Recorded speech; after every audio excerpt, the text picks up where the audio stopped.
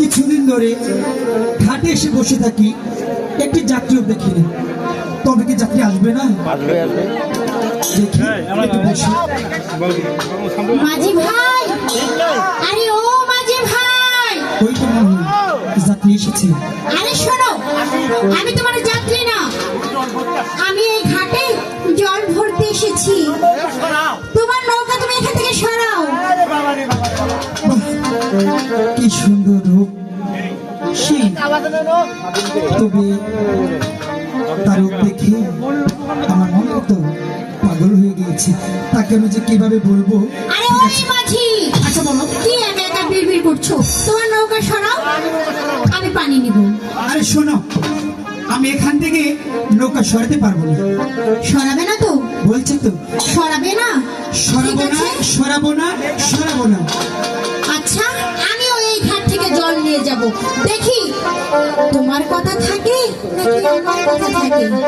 আমি দেখতে চাচ্ছি। ওই আমার কান্দের কলসি, আচ্ছা, জ্বলে গেল রে ভাসি। ঠিক আছে। মাঝি রে তোর নৌকার ভেলা দিয়া রে, মাঝি রে তোর নৌকার ভেলা দিয়া।